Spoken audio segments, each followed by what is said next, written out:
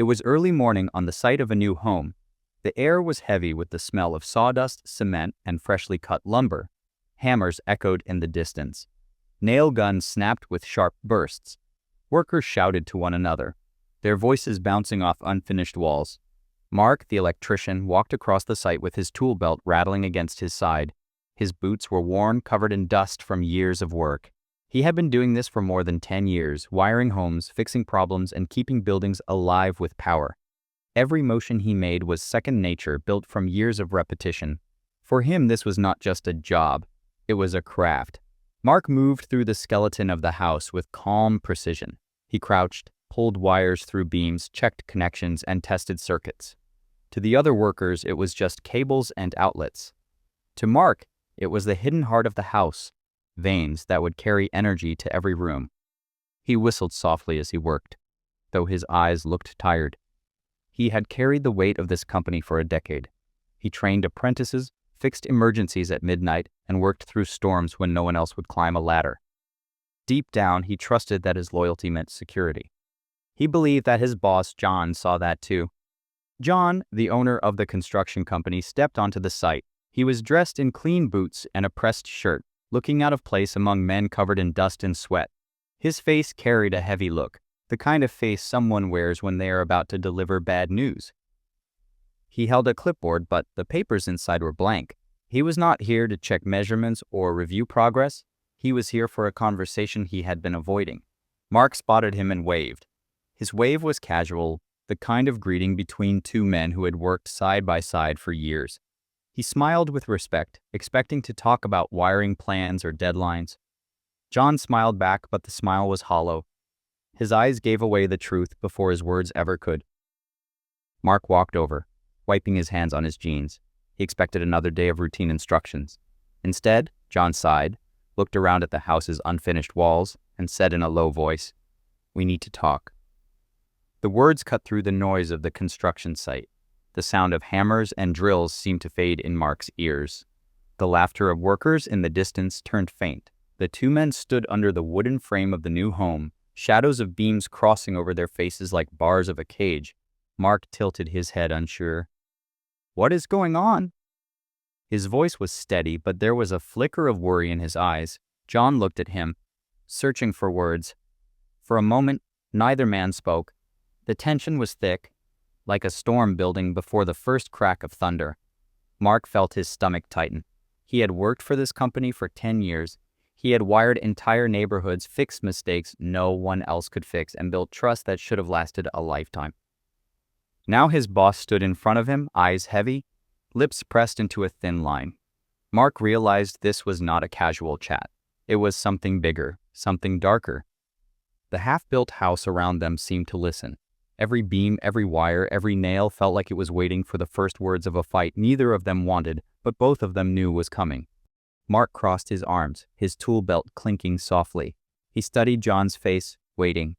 John shifted his weight, his clean boots pressing into the dust of the unfinished floor. He sighed once, heavy and long, then said quietly, "Mark, times are bad. The economy is falling apart. Buyers are gone. Banks are not lending. I cannot keep everyone on." Mark felt the words hit like a weight on his chest. He blinked and asked slowly, "Are you saying what I think you are saying?" John nodded, not able to meet his eyes. "I am saying I cannot pay you anymore." The sound of a nail gun fired in the background, echoing like a gunshot between them. Mark stood silent for a long moment, his jaw clenched, his breath shallow.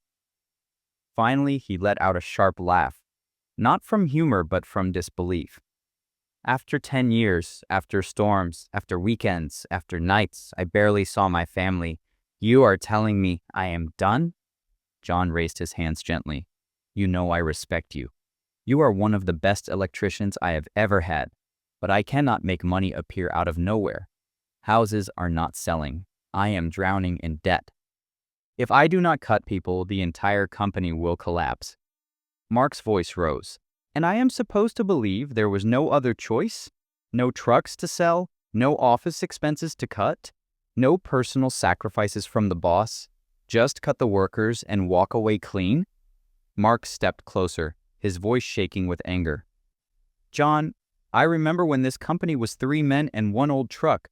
I remember wiring homes when we had no permits, when we slept in motels between jobs, when you begged me to stay through the rough years, and I stayed. I stayed every time, and now you repay me like this?" John's shoulders slumped. "I know what you did for me. I never forgot it, but loyalty does not change numbers. The books are empty. If I keep you, I cannot pay others. If I keep everyone, the bank takes everything." Mark shook his head. "So you're saving the company by gutting it. You're saving the ship by throwing the crew overboard." The argument carried across the site. Workers paused. A carpenter set down his hammer. An apprentice peeked from behind a frame. The whole site grew quieter, like an audience leaning in. Mark pointed at the house around them.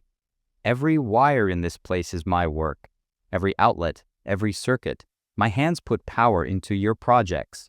And you come here, stand in your clean boots, and tell me there is no place for me anymore?" John's face hardened. "I am not standing here as your enemy. I am standing here as a man who has to choose between bad and worse." Mark's fists tightened at his sides. "Do not dress betrayal as business. It is still betrayal." The unfinished house felt smaller with each word. The beams above them cast long shadows that stretched across the floor. Dust hung in the air, swirling in the sunlight, cutting through open windows. Mark's voice dropped low, almost a growl. "If this is your decision, then say it plain. Fire me, look me in the eye and fire me." John's lips pressed tight. He looked at Mark, then finally said the words, "You're done here after today." The silence that followed was louder than the tools, louder than the wind, louder than anything else on the site. The workers stared. The air was thick with shock, and for the first time in 10 years, Mark felt like a stranger in the company he had built with his own hands. Mark's face turned red, his chest heaving. He shouted, 10 years of my life for this company. 10 years of sweat and blood, and you cut me like I am nothing."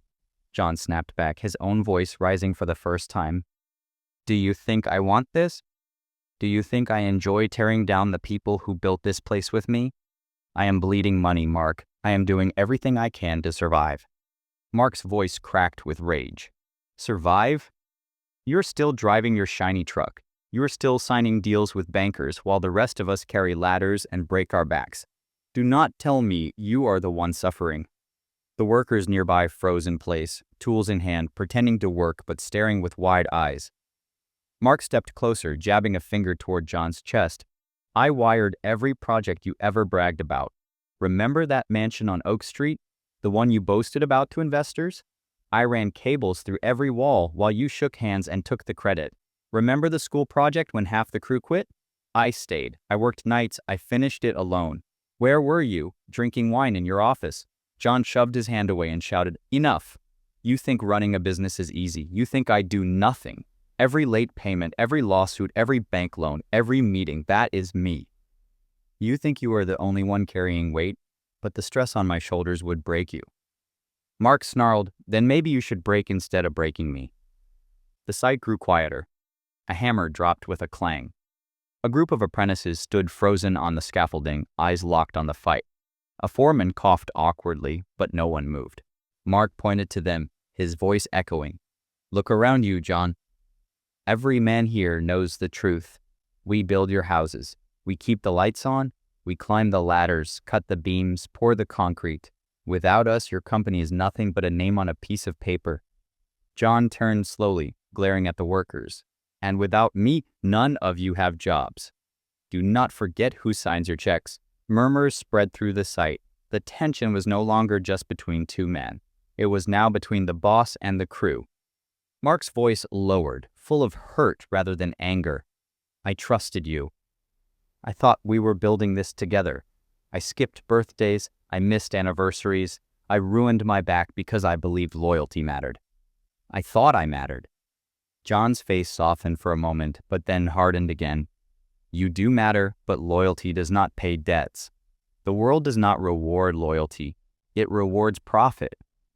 If you cannot see that, then you never understood the business we are in." Mark shook his head slowly. "No, John. It is not the world that betrayed me. It is you." Mark ripped off his gloves and threw them into the dirt.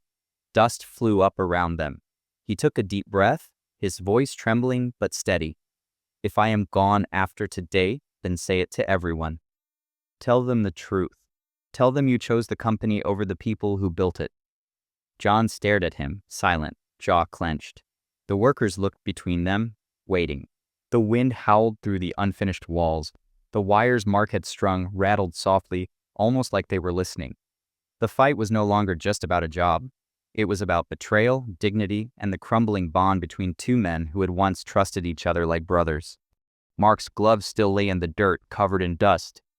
He stepped forward, close enough to see the sweat on John's forehead. His voice was raw. "You are not just firing me. You are erasing me. 10 years of work vanish with a signature. You tell yourself it is survival, but really it is convenience. You protect yourself and the rest of us are disposable." John's face tightened. He snapped, "Do not twist this into selfishness. I have a payroll of 50 men. I have banks breathing down my neck. You are not the only one carrying weight here. Do you think I sleep at night? Do you think I do not see the faces of every man I have to cut?" Mark shouted back, "Then why does it look so easy for you?" The entire site seemed to hold its breath. For the first time, John's voice cracked. He slammed his clipboard against a beam, the sharp sound making the workers jump. "You think I do not feel this? You think I am some monster? Every night I wonder if the company I built is going to collapse in my hands. Every morning I wake up terrified that today will be the day the banks close the doors. You think I wanted to fire you? You were the last one on my list." Mark's anger faltered for just a second.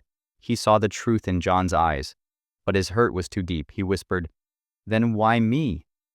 Why the one who stayed?" By now, every worker had stopped. Tools lay scattered. A saw buzzed idly, forgotten. Men leaned on shovels, helmets tucked under arms. The site had become an arena, and the fight in the middle was more important than any house. One apprentice whispered to another, "Mark kept this place running for years." Another muttered, "John is right, though. If the company sinks, we all go down." The crew was divided, caught between loyalty and fear. Mark turned and gestured to them. "Look at these men, John. They know. Without us, you are nothing but contracts and debt. You keep talking about survival, but you are cutting away the very people who give you life." John's voice dropped low, no longer shouting, but heavy with exhaustion. "You are right. Without you, I am nothing. Without workers, I am just a man with paperwork. But I cannot fight the tide, Mark. The economy is killing us. Buyers are gone. Money is gone. My hands are tied." Mark shook his head slowly, his voice trembling with rage and grief. "No, John. Your hands are not tied. You are choosing who drowns, and you chose me." The silence that followed was painful. Even the wind seemed to stop. Mark's shoulders dropped. His anger had burned down into something colder. He looked at John with eyes full of betrayal. "I thought we were building something together. I thought loyalty meant something. You just proved it never did." John opened his mouth, but no words came. His throat was tight, his jaw locked. He looked away, unable to face Mark. Mark picked up his gloves from the dirt, dusted them once, and slipped them into his belt. He said quietly, but loud enough for everyone to hear, "I will finish this job, not for you, but for the family who will live here. After that, I am done. And so is any respect I had left for you." The words hung in the air like thunder. The workers stared at John, waiting for him to reply, but he stayed silent. The breaking point had passed. Nothing would ever be the same again. The argument was over, but the air still buzzed with tension. The workers slowly picked up their tools again, but their movements were slow and uncertain. Nobody laughed, nobody shouted across the site. It was as if the fight had drained the life out of the construction. Mark bent down, grabbed his pliers, and got back to work. He moved like a machine, pulling wires, fastening them in place, twisting them tight. Not a word left his mouth. His eyes were cold, focused only on the cables in his hands. John stood for a while, clipboard hanging at his side. He opened his mouth once, as if to speak, but no sound came. Finally, he turned and walked toward his truck, boots crunching on the gravel.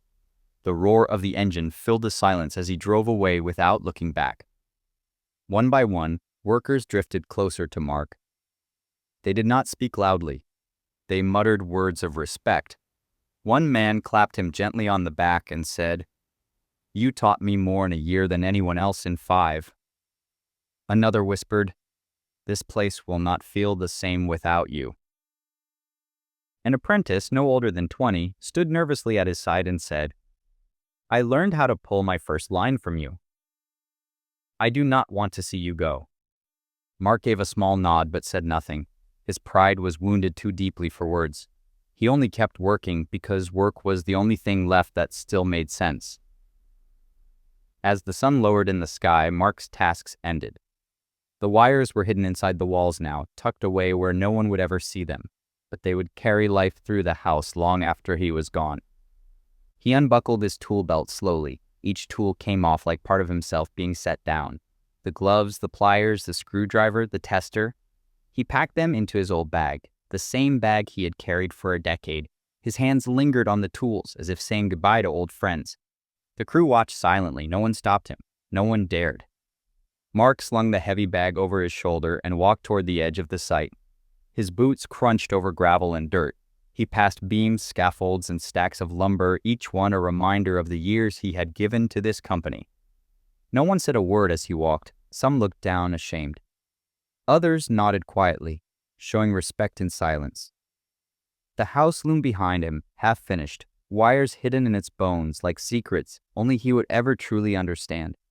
At the gate, he paused. He turned back once, his eyes scanning the place where he had spent so many years. Then he whispered under his breath, "I built homes for others, but never my own." He walked down the road, the setting sun casting long shadows across the dirt. His thoughts were heavy. 10 years of loyalty had ended with a sentence. 10 years of trust had ended in silence. Yet inside that weight there was also clarity. He realized that no matter how skilled, no matter how loyal in the eyes of business, he was only a number. But he also realized something deeper. His work was not worthless. The wires he strung, the homes he powered, the lights that would shine because of him, those would outlast contracts and bank debts. The company had let him go. The boss had betrayed him, but his craft, his knowledge, and his pride in his work were still his. Mark tightened his grip on the tool bag, lifted his head, and kept walking. The sight behind him faded into silence, but his story was far from over. This is the end of that story.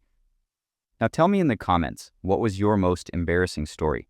I'll read out the funniest ones in the next video. Do not forget to hit a like button and subscribe. See you.